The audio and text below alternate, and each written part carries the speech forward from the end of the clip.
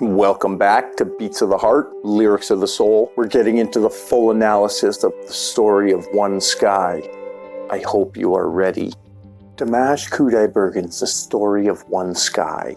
What can I say about this amazing song and video that hasn't been said already by others in reviews or reactions, or even by me in my reaction? You are about to learn how deep we go when analyzing music here on Beats of the Heart, Lyrics of the Soul. I have a lot to say in this analysis.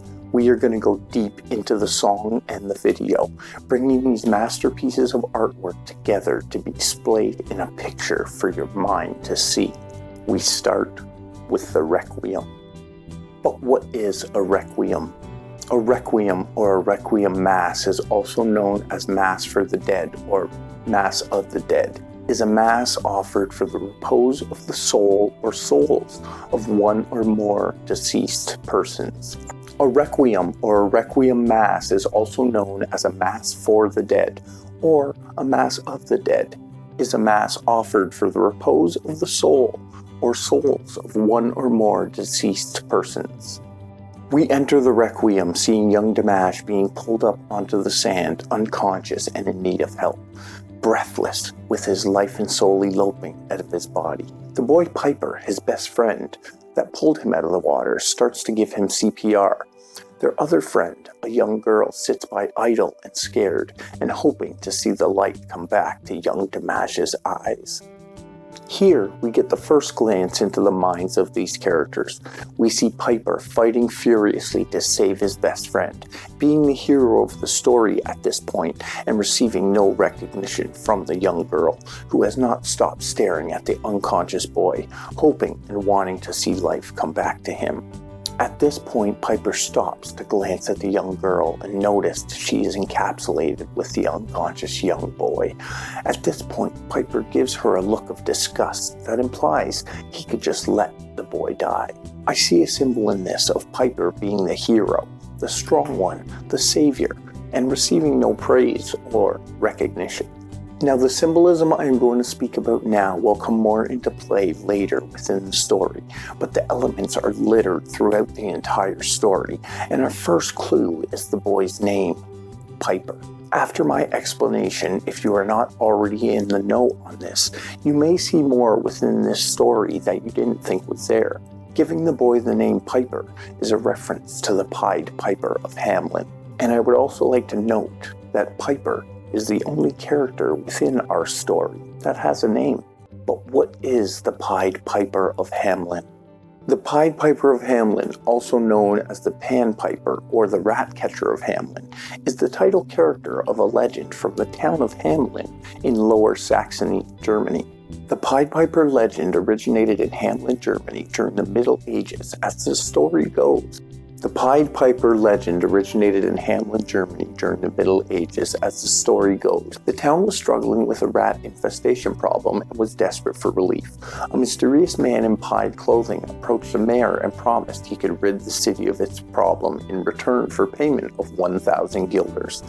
The mayor agreed, and the man played a magical pipe to lure all the city's rats to a nearby body of water, where they drowned. When the piper returned for his reward, the mayor refused to pay. As if visualizing a rat infestation was not traumatizing enough. Also note, this was during plague times. The story then takes another sinister turn. Furious that he had been cheated, the piper soon returned to the town of Hamelin on St. John and Paul's Day. As the grown members of the town attend church, the piper once again played his magical pipe through the streets, this time luring the town's 130 children from their homes.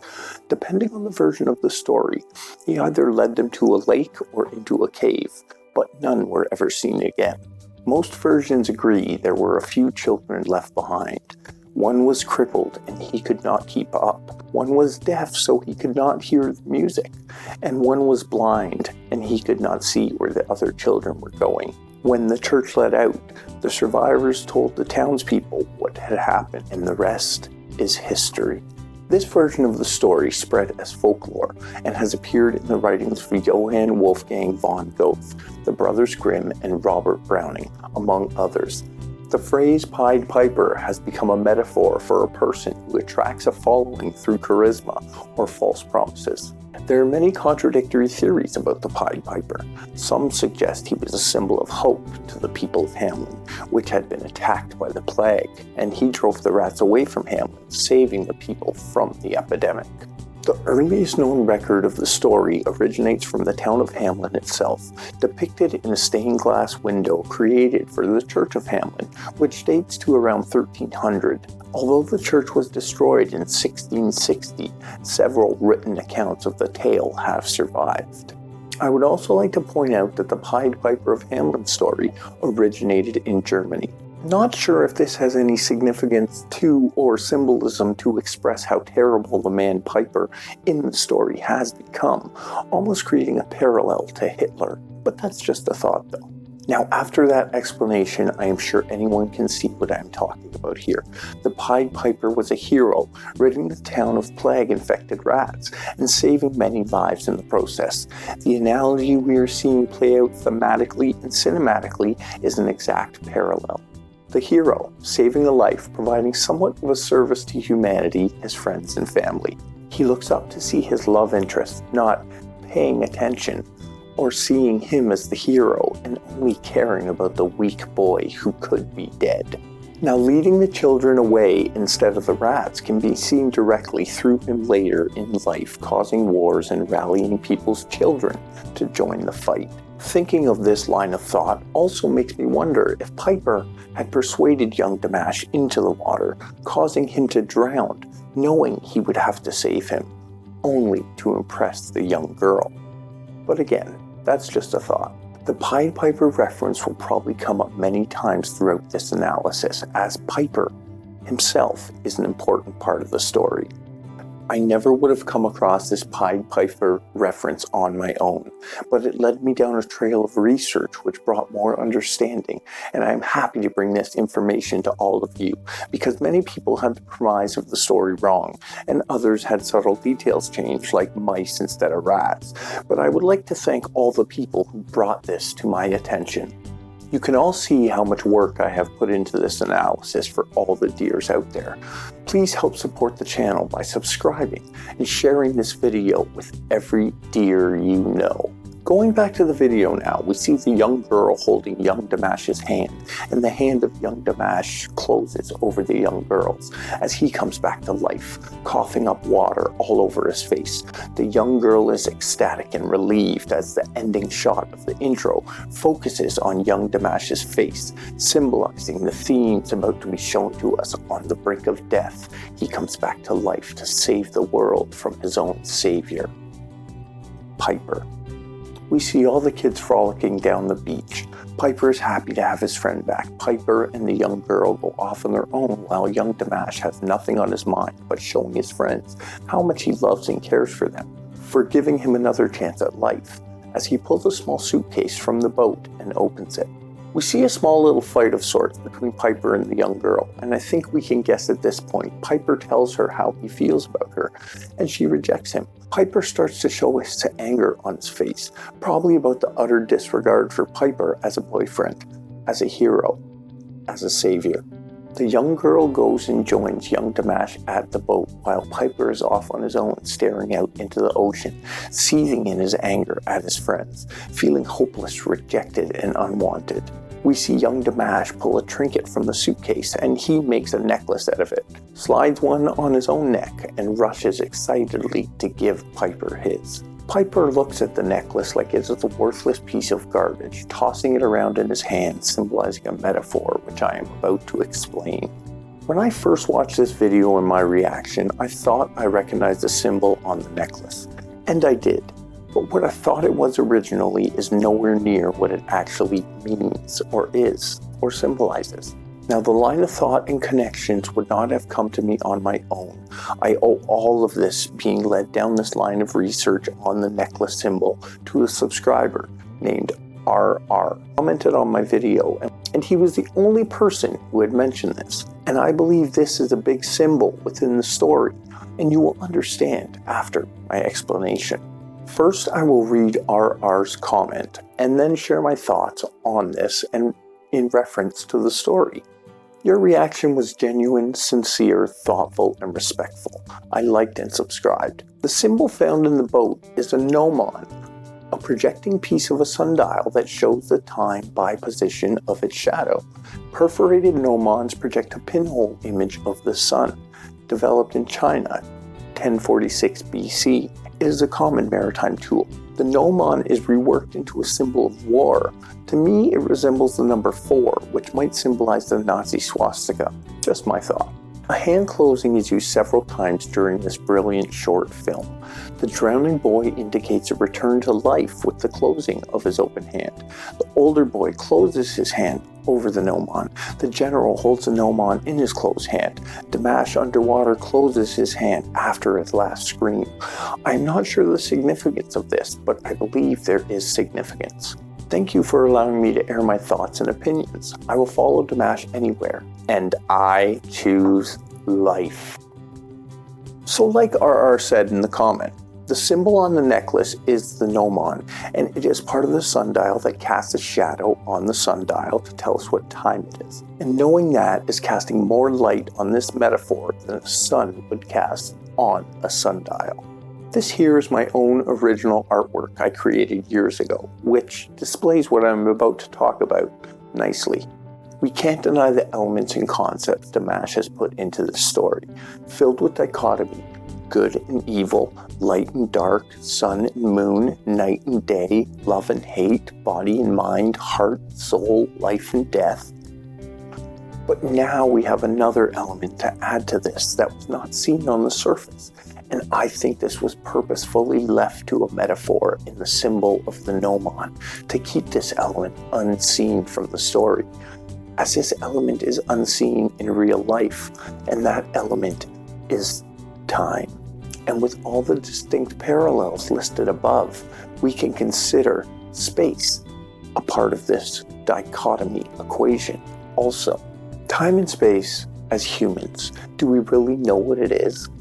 It is the setting that all the stories under the one sky take place, and I believe it is the most important element Dimash is trying to display here. Time and space is where all the good and evil, light and dark, sun and moon, night and day, love and hate, body and mind, heart and soul, and life and death within existence happen, making time and space the most important part of the story. Behind this, I believe the message is that if we look to everything that has happened within time and space, we will see nothing but utter failure of optimizing the life of all humans, creating a perfect or best of all possible worlds. We have failed time. As a human race, we have wasted our time in existence, causing death and creating reasons for war. And with these thoughts in mind, thinking of the hand symbolism becomes more clear. I think the opening and closing of the hands on the gnomon are symbolizing our attempts to control or grasp time, trying to hold on to time and make it bend to our will. Notice how Piper, who affects the story the most, has a bent gnomon. And when Dimash is drowning and releases his last scream and closes his hand on the gnomon, that would be symbolizing the end of Dimash's time, his death when time would no longer exist for him. And the young boy Piper does not exactly close his hand over the gnomon, more that he was holding it in his hand and had some control over it, which brings us to the transition of seeing Piper, the dictator, for the first time, giving his Pied Piper speech, rallying the children of man to move towards their death. My task is to keep order and protect my country, but I don't deprive you of your freedom. The world is open for me, and I want to give it to you. Everything about this speech on the surface sounds motivating, but when we look at the words being said and the way they are said, we see it is all lies and false promises, based on the premise of the entire evil portion of the story, or Piper's part to play. This is line number 1 and line number 2. He says as ruler, which means reign over his people. He does not protect them. And line number 2, protecting the country would mean protecting the citizens and their children, not creating wars and sending them to their death. And this is line number 3. As a ruler, all people would be deprived of their freedoms, which freedom itself probably means many things to many different people in different places around the world. But I'm sure we all have the same want of not having our wills imposed on. With characters like our grown Piper, humans in this mindset agree. They do not want their wills imposed on. But they do not comply with not imposing on others' will, leading to every single unnatural problem, down to the smallest details that every human has in life through all time.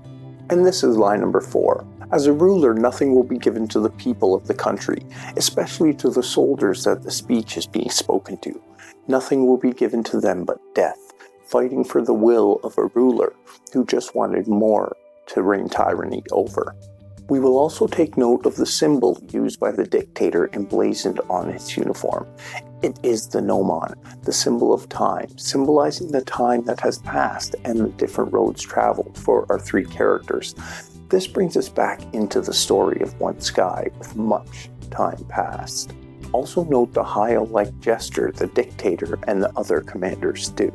Now, I've read comments on YouTube and Reddit about many people not understanding the story Dimash has put forward here, with no explanation of how our characters got to where they are in the future. It left some people confused. I would like to try and clear that up a little. I admit on my first watch and my reaction, I did not connect that the woman was a little girl, or that her and Dimash were together, or that the baby was theirs. But let me try to help you understand how we got here, and why it was very vaguely shown to us. Time in life passes so quickly, second by second, minute by minute, hour by hour, day by day, year by year, until we don't realize where all the time in our life has gone. We have 3 characters highlighted in the story under one sky, and within the time and space of this story, we are shown time through their perception, or let's say through any human's perception, in the way it passes us by in life. In the blink of an eye, we are grown, fighting in a war, leading governments, or having children. We were all kids, and all of a sudden, poof, in the blink of an eye, we are in the real world doing real things. This is not just an occurrence of the 3 characters within the story. This is an occurrence for every single human being on this planet. We all travel different roads that intersect along their paths, but they all end up in different places. But that doesn't quite explain it all. Although not exactly clear when watching the video, unless you are paying attention, the story starts with a classic love triangle dilemma between Piper, the young girl, and young Dimash. We can evidence this by the young girl's regard for young Dimash at the beginning, the small fight shown between the young girl and Piper. As well, Piper going off on his own can symbolize the triangle being broken and only one line of connection now between young Dimash and the young girl. Many people were saying, how did Piper become a commander? And I don't think it matters. Time passed and things happened. After the childhood scene that we see, Piper could have gone home and his parents could have sent him to military school or something. And from that point on, he led a life that brought him to become that commander or that dictator. Now, we still have to talk about the transitional form of the symbol of the gnomon and its other meaning, which young Dimash gave it other than time. Young Dimash took the gnomon and made it a symbol of love, friendship, and connection, which we can all relate with and reference to the people, family, and friends we love, that we have connections with, that all travel different roads through time and space and all end up in different places. In the future, with Piper the dictator, the gnomon is transitioned again to a symbol of hate and death. But right now, the gnomon is a symbol of love. It will bring us back to more dichotomy within the story, but only depending how our characters choose to express the symbol.